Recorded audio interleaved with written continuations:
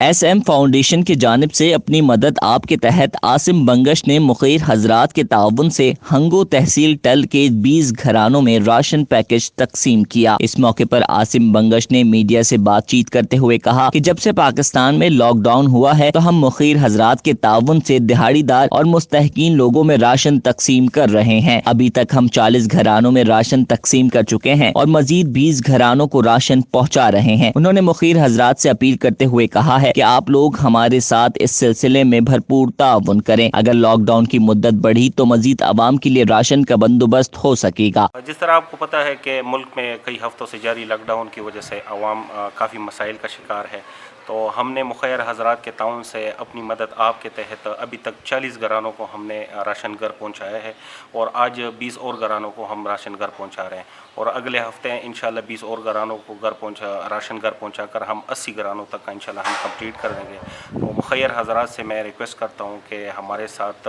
اس mission میں ہمارا ساتھ دیں، ہمارے ساتھ تعاون کریں کہ یہ سلسلہ ہم جاری رکھیں۔ اس موقع پر SM فاؤنڈیشن کے رضاکار اسد نور نے کہا کہ تمام رضاکار MM فاؤنڈیشن کے ساتھ رضاکارانہ طور پر کام کر رہے ہیں تاکہ ہم غریب اور مستحقین کو راشن پہنچا سکیں۔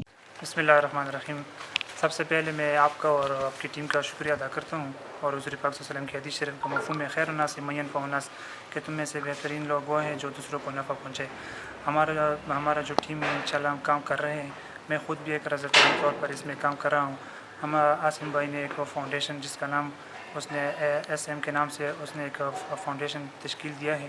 ہم انشاءاللہ جو ہمارا ٹیم ہے وہ مستحق گھرانوں کو ہم انشاءاللہ راشن پہنچائیں گے، اور مستحق گھرانوں کے نام ہمارے ساتھ ہمیں آ رہے ہیں۔ اور مخیر حضرات سے اپیل کرتے ہیں کہ غریبوں کے ساتھ مشکل کی اس گھڑی میں بھرپور تعاون کریں۔ نثار احمد بنگش، DNN ہنگو۔